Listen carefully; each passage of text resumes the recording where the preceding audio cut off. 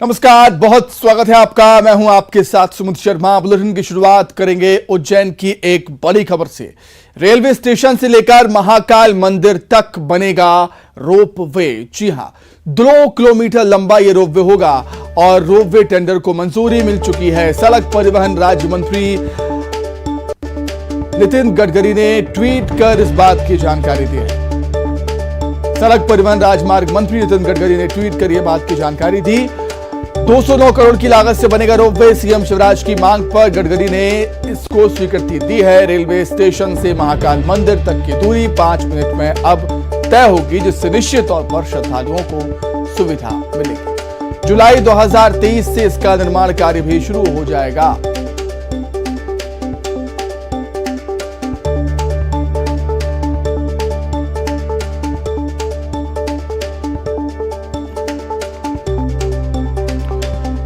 तो केंद्रीय मंत्री, केंद्रीय सड़क परिवहन राजमार्ग मंत्री नितिन गडकरी ने ट्वीट कर इस बात की जानकारी दी है। उज्जैन रेलवे स्टेशन से महाकाल मंदिर तक रोपवे बनेगा, जिसकी लागत 209 करोड़ रुपए होगी। चलिए, अधिक जानकारी के लिए हम सीधे इंदौर का रुख कर लेते हैं। विकास सिंह चौहान हमारे साथ जुड़ गए हैं। विकास, इससे अच्छी बात क्या होगी कि महाकाल के भक्त स्टेशन पर उतरेंगे और रोपवे के जरिए सीधे महाकाल के मंदिर में। निश्चित तौर पर एक बड़ी सौगात श्रद्धालुओं के लिए।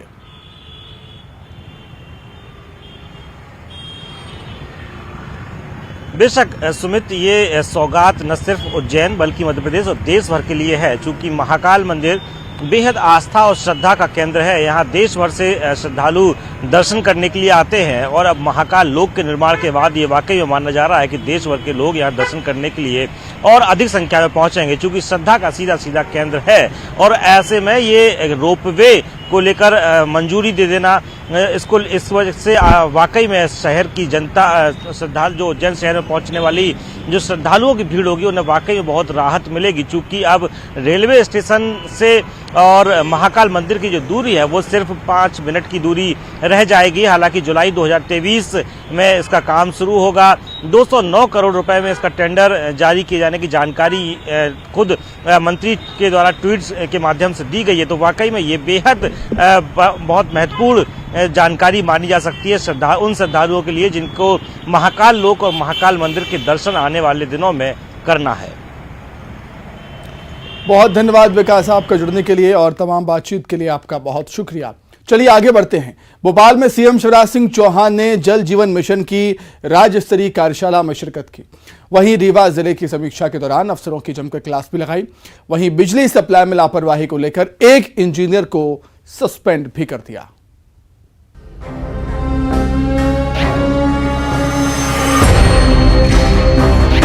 सीएम शिवराज इन दिनों बिजली, पानी और सड़क को लेकर अधिकारियों पर सख्त हैं। भोपाल में सीएम ने जल जीवन मिशन की समीक्षा बैठक ली। राज्य स्तरीय कार्यशाला में सीएम ने कहा कि सड़क, पेयजल और बिजली ये 3 चुनौतियां थी जिन पर तेजी से काम किया गया। अधिकारियों को नसीहत देते हुए कहा कि काम ऐसा होना चाहिए जिसे लोग याद रखें। सीएम ने बैठक में पीएचई के मैदानी अमले और इंजीनियर से संवाद किया। तमाम चीजें हैं देखिए, लेकिन मिशन तो मिशन है, और मिशन इसलिए है कि पीने का पानी तो टैप वाटर ही देना है।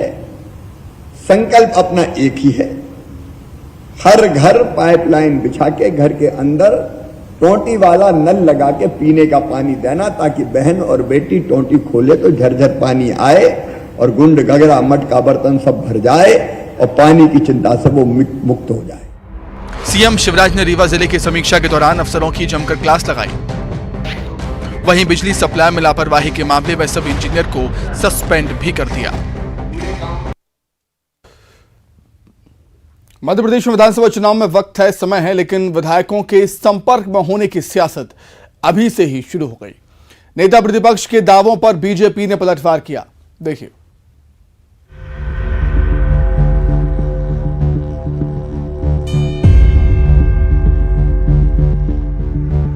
नेता प्रतिपक्ष गोविंद सिंह ने बीजेपी के 4 विधायकों के संपर्क में होने का दावा कर सियासी पारे को बढ़ा दिया। गोविंद सिंह यही नहीं रुके, उनका कहना था कि पार्टी ऐसे विधायकों को वापस नहीं लेगी जो छोड़कर चले गए थे। कांग्रेस से भागे हैं, कांग्रेस की पीठ में छुरा मारकर वो लोग भी कई ऐसे हमें मिलते हैं। हमें 3-4 विधायकों ने अभी पिछले सप्ताह भी, नाम तो नहीं लेंगे, चर्चा की कि साहब हमें वापस बुला लो, हमसे गलती हो गई। एक विधायक जो सच्चाई है, मैं झूठ नहीं बोलता हूँ, हमने पूछा तुम्हें कितने मिले थे, कितने पैसे? बोले साहब हमें 18 करोड़ मिले थे, बाकी के सिंधिया जी ने कहा था दे देंगे, अब दे ही नहीं रहे। नेता प्रतिपक्ष गोविंद सिंह के बयान पर बीजेपी ने पलटवार किया। ब्रजेंद्र यादव ने कहा कि कुर्सी जाने की तकलीफ कांग्रेस में छलक रही है। कथनी और करनी में जमीन और आसमान का अंतर होता है। वो तो केवल कहते हैं, लेकिन हम लोगों ने करके दिखा दिया है।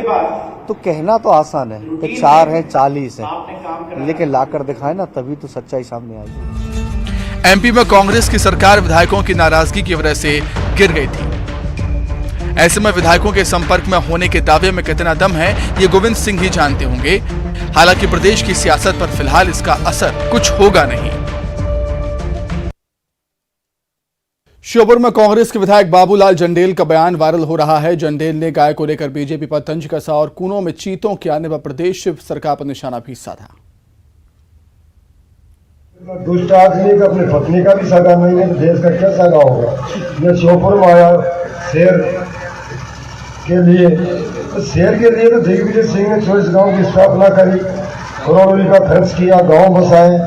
पालपुर दरबार में उसकी संपत्ति पूरी शेर के लिए दान किए, और ये बिल्ली लेके आ गया मियाँ मियाँ। देखिए, जब तक कांग्रेस के पास में अनाप शनाप बयानबाजी करने वाले ऐसे नेता विधायक हैं, तब तक भारतीय जनता पार्टी को ज्यादा प्रचार करने की जरूरत है ही नहीं, क्योंकि कांग्रेस का सत्यानाश और बंटाढार करने के लिए इनके ही लोग काफी हैं। ये क्या बोल रहे हैं, क्या इनका मतलब है, क्या करना चाहते हैं? करवा चौथ के कार्यक्रम में कांग्रेस विधायक आरिफ मसूद के शामिल होने पर बीजेपी ने सवाल खड़े कर दिए। उधर कांग्रेस ने बीजेपी पर पलटवार किया है, जबकि आयोजकों ने पूरे मामले में सफाई दी। विधायक आरिफ मसूद जी का बहुत बहुत स्वागत करते हैं। करवा चौथ के कार्यक्रम में पहुंचे आरिफ मसूद को लेकर प्रदेश में सियासत गर्मा गई। बीजेपी प्रवक्ता नेहा बग्गा ने ट्वीट किया और विधायक के कार्यक्रम में शामिल होने को दुर्भाग्यपूर्ण करार दिया। सौभाग्य के पर्व करवा चौथ पर जिस प्रकार के दृश्य सामने आए हैं वो बेहद दुर्भाग्यपूर्ण है।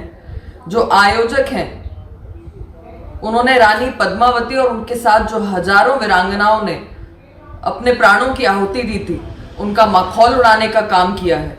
मेरा तो बार बार यही मानना है, अब जैसे यदि उनको किसी ने बुलाया होगा तो वो कार्यक्रम में गए होंगे, पर वैसे इस्लाम पूजा पद्धति में विश्वास नहीं रखता, तो जो मानता नहीं है सनातन परंपरा को, तो वो ऐसे पूजा पाठ में शामिल होकर क्या करेगा।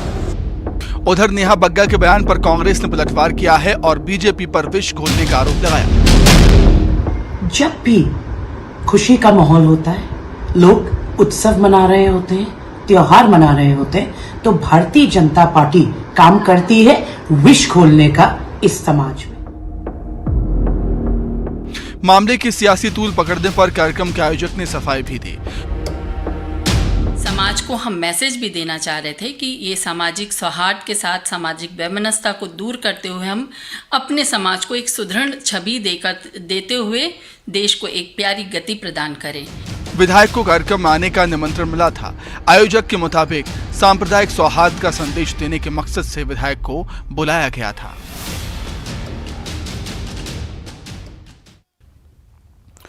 वहीं न्यूज 18 की खबर का बड़ा असर हुआ है। प्रीतम लोधी के कहने पर हथियारों के प्रदर्शन करने वालों पर कार्रवाई होगी।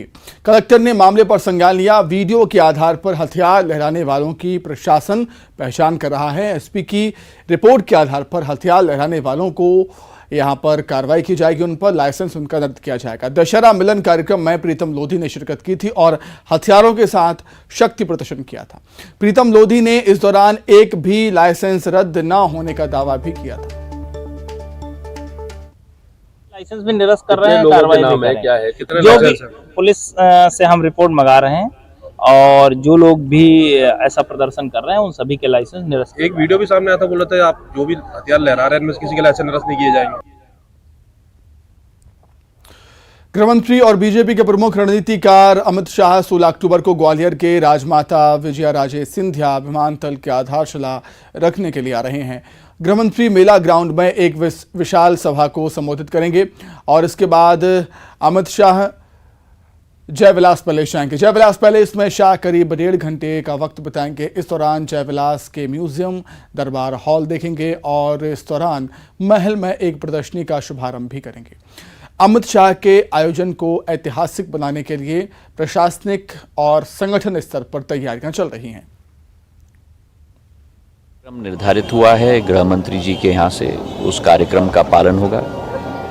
एयरपोर्ट का भूमि पूजन है, मेला ग्राउंड में सभा है, संग्रहालय में एक गैलरी की शुरुआत है, लोकार्पण है और मुझे विश्वास है कि जो सौगात गृह मंत्री जी ग्वालियर को देने जा रहे हैं नए टर्मिनल बिल्डिंग के रूप में, उससे ग्वालियर की विकास नई ऊंचाइयों को छुएगी।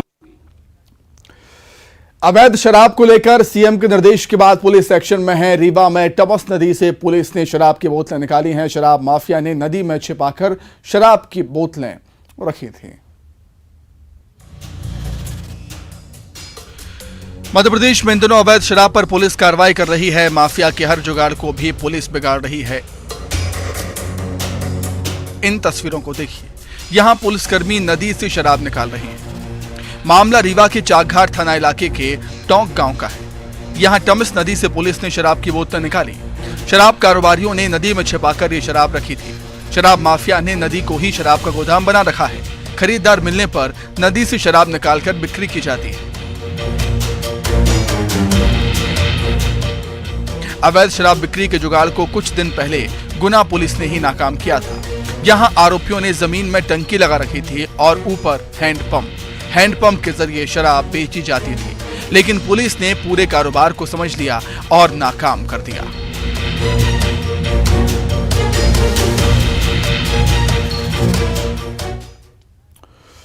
वहीं बिशप पीसी सिंह का बेटा गिरफ्तार हुआ है। पीयूष पॉल सिंह को ईओडब्ल्यू ने गिरफ्तार किया है। पीयूष को उसके घर से ईओडब्ल्यू की टीम ने गिरफ्तार किया। करप्शन के मामले में आरोपी है बिशप पीसी सिंह और उसका बेटा भी अब गिरफ्तार हो चुका है। इसके संकेत पहले भी मिल चुके थे। जिस तरीके से ईओडब्ल्यू और ईडी लगातार पूछताछ कर रही थी, बिशप पीसी सिंह का बेटा पीयूष भी संदेह के घेरे में था और हुआ भी वैसा ही कुछ। ईओडब्ल्यू ने अब पीयूष पाल को गिरफ्तार कर दिया। की विवेचना में ऐसे साक्ष्य प्राप्त हुए कि पीसी सिंह के जो पुत्र हैं पीयूष, उनके द्वारा जो है अपने पिता को इस तरह के अपराध करने में सहयोग प्रदान किया है। साथ में उन्होंने दुष्प्रेरण भी किया है। ऐसे साक्ष्यों के आधार पर मिलने पर हम लोगों ने आज पीयूष को गिरफ्तार किया, माननीय न्यायालय में प्रस्तुत किया गया। माननीय न्यायालय द्वारा उनको दिनांक 25/10/2022 तक का उनका जो जुडिशियल रिमांड स्वीकृत किया।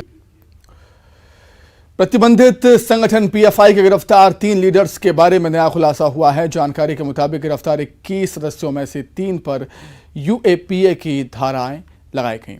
मोबाइल बैंक अकाउंट के खंगालने पर सुरक्षा एजेंसियों को टेरर फंडिंग की जानकारी मिली है। यह कहा जा रहा है कि विदेशों से आरोपियों के अकाउंट में बड़े पैमाने पर रकम भेजी गई थी। एमपी से एनआईए ने कुल 25 लोगों को पकड़ा। अब तक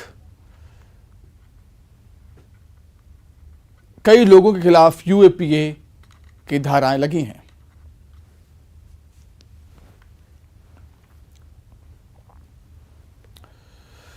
वहीं इंदौर में पार्षद पति और सफाई कर्मियों के बीच मारपीट का मामला सामने आया है। दोनों पक्षों ने एक दूसरे पर मारपीट का आरोप लगाया है। पार्षद पर आरोप है कि महिला सफाई कर्मियों को वीडियो कॉल करके अटेंडेंस लगाने को कहा था। महिला सफाई कर्मी ने वीडियो कॉल करने से इनकार कर दिया। इसके बाद राउत थाने में विवाद हुआ। अभी ये कार्रवाई करने के बाद क्या? उज्जैन स्थित ज्योतिर्लिंग महाकालेश्वर मंदिर में तैयार किए गए महाकाल कॉरिडोर को आम लोगों के लिए प्रवेश के लिए खोल दिया है, लेकिन पहले ही दिन यहां लगे हाईटेक सीसीटीवी में कुछ ऐसी तस्वीरें कैद हुई जो शर्मसार कर रही हैं। यहां दर्शन करने के लिए पहुंचे कुछ लोग प्रतिमाओं पर जूते पहनकर चढ़कर सेल्फी लेते हुए नजर आए, तो कुछ वैदिक पद्धति के खास पौधों के साथ छेड़खानी करते हुए नजर आए। इतना ही नहीं, कई लोग मंदिर की गरिमा के विपरीत बीड़ी सिगरेट एक साथ लेकर यहां पर आ गए। इन तस्वीरों के सामने आने के बाद अब मंदिर समिति अध्यक्ष और जिला कलेक्टर ने इसे गंभीरता से लिया है और कहा है कि देवी स्थान पर सबका स्वागत है, लेकिन लोगों को इसकी गरिमा का ध्यान रखना चाहिए और उसी तरह आचरण भी करना चाहिए। मंदिर प्रबंधन सीसीटीवी और पीएस सिस्टम से लगातार निगरानी कर रहा है और ऐसे लोग जो नियमों का उल्लंघन करते पाए गए हैं उन पर भारी जुर्माने के साथ कार्रवाई की जाएगी।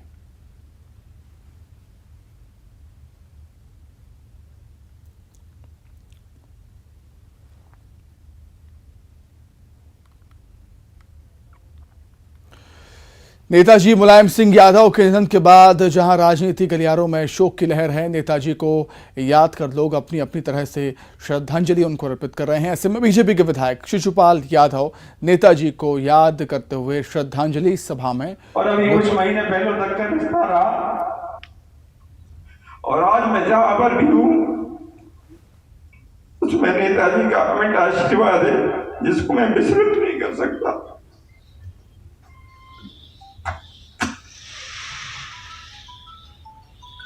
मुलायम सिंह यादव, मुलायम सिंह यादव, मुलायम सिंह यादव।